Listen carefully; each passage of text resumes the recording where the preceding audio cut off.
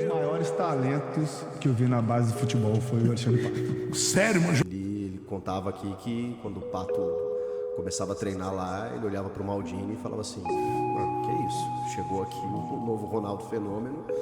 Um dos maiores centroavantes da história do futebol brasileiro, depois dos outros, tá na nossa frente. Alexandre Pato. O futebol é uma máquina implacável de criar e destruir expectativas. Todos os anos, o mundo assiste ao surgimento de um novo fenômeno, uma nova promessa destinada a herdar a coroa dos deuses da bola. Mas poucas vezes na história moderna nós vimos um talento tão devastador, tão absurdamente perfeito em sua essência, derreter diante dos nossos olhos como aconteceu com ele. Alexandre Pato não era apenas um bom jogador, ele era o futuro encarnado. Tinha a velocidade de um velocista olímpico, a frieza de um veterano e a plasticidade dos camisas 9 clássicos do futebol brasileiro. Ele tinha o mundo inteiro na palma da mão, antes mesmo de completar 20 anos. A bola de ouro não parecia uma possibilidade para ele, parecia uma inevitabilidade. Então o que aconteceu? Como um jogador que estava destinado ao topo do Monte Olimpo do futebol, terminou como uma das maiores interrogações da história do esporte. Seria Pato o maior desperdício de talento que o futebol já viu? Ou a maior vítima de seu próprio corpo e das expectativas de uma nação? Hoje, nós vamos destrinchar a trágica e fascinante história do garoto que correu rápido demais para o seu próprio destino. Para entender o tamanho da queda, precisamos lembrar a velocidade da subida. Em setembro de 2006, um garoto de apenas 17 anos, vindo de Pato Branco, estreia pelo profissional do Internacional. O adversário é o Palmeiras no Palestra Itália.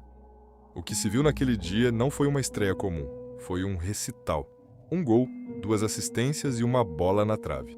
O Brasil inteiro parou para perguntar: quem é esse menino? Meses depois, ele estava no Japão, quebrando o recorde de Pelé como o jogador mais jovem a marcar em uma competição oficial da FIFA. Pato jogava com uma leveza assustadora. Ele flutuava em campo. Não demorou para que os gigantes europeus começassem uma guerra nos bastidores pelo seu passe. E quem venceu essa guerra foi o todo-poderoso Milan, que em 2007 desembolsou 24 milhões de euros por um menor de idade. Uma fortuna astronômica para a época. Imagine a pressão. Chegar a um vestiário liderado por Maldini, Pirlo, Kaká e o seu maior ídolo, Ronaldo Fenômeno. Qualquer adolescente congelaria. Mas Pato parecia estar jogando no quintal de casa. Em sua estreia na Série A, contra o Dinamo Kiev em um amistoso e depois contra o Siena no campeonato oficial, ele destrói as defesas adversárias. O San Siro tinha um novo príncipe. Em seus primeiros anos na Itália, ele empilhou gols de todos os lados. Ele era imparável. 13 de setembro de 2011, fase de grupos da Champions League, Camp Nou. O relógio marca exatamente 24 segundos de jogo. Alexandre Pato recebe a bola no círculo central, dá um toque para frente e ativa uma velocidade que parecia desafiar as leis da física. Ele deixa toda a histórica defesa do Barcelona de Pep Guardiola parecendo estátuas. Gol. Aquele momento foi o ápice de Alexandre Pato. O mundo estava aos seus pés. Aquele gol era a prova definitiva de que ele era o atacante mais perigoso do planeta. Mas a mesma velocidade que o consagrou começou a se tornar a sua maldição. O corpo de Alexandre Pato começou a quebrar. Literalmente. O laboratório médico do Milan, o famoso Milan Lab, tentou transformá-lo. Para suportar o jogo físico da Europa, Pato ganhou massa muscular rapidamente. Ele ficou maior, mais forte, mas seus tendões e músculos não acompanharam a mudança. A partir de 2010, a carreira de Pato virou um ciclo de terror psicológico.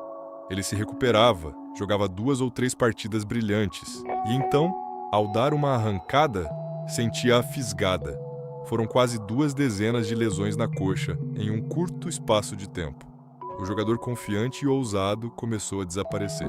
Em seu lugar, surgiu um atleta traumatizado, que tinha medo de correr na velocidade máxima, porque sabia que seu corpo poderia traí-lo a qualquer segundo.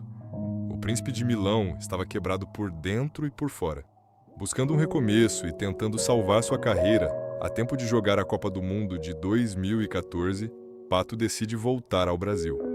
o Corinthians, recém-campeão do mundo, faz a maior engenharia financeira de sua história e paga 15 milhões de euros para trazê-lo.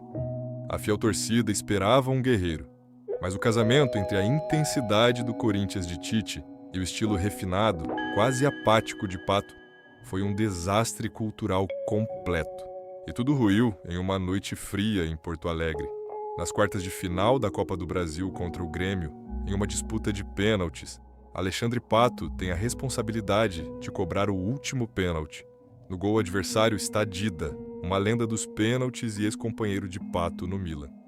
O que Pato fez ali selou o seu destino no futebol brasileiro. Uma cavadinha displicente, fraca, sem força. Dida recuou, encaixou a bola no peito como se estivesse em um treino. A reação foi imediata e violenta.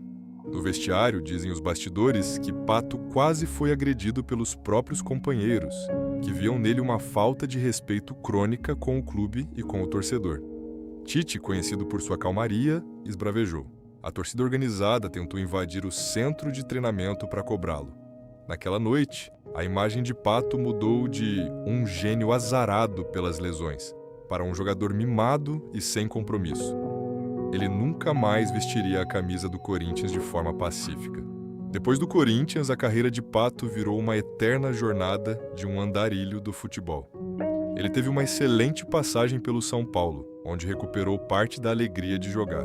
Passou pelo Chelsea de forma quase invisível, jogou na Espanha, aventurou-se na China e nos Estados Unidos. Ele marcou gols, venceu jogos, mas a sensação geral sempre foi a mesma, a de que estávamos assistindo ao eco de um jogador que poderia ter sido um dos maiores de todos os tempos. Dizer que Alexandre Pato foi um fracasso é de uma injustiça tremenda. Ele jogou em clubes gigantes, marcou gols antológicos em Champions League, conquistou títulos e vestiu a camisa 9 da seleção brasileira. Ele alcançou um nível que 99% dos jovens que sonham em ser jogadores nunca vão chegar perto. Mas o julgamento do futebol é cruel. Nós não o julgamos pelo que ele fez, mas pelo que sabíamos que ele era capaz de fazer. Alexandre Pato não foi o maior desperdício de talento por falta de habilidade. Ele foi talvez o maior lembrete de que o futebol de alto nível exige uma combinação perfeita entre mente, corpo e circunstância.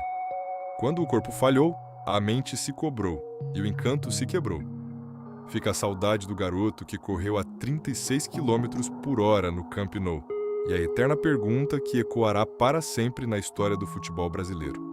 E se as pernas dele tivessem obedecido ao talento?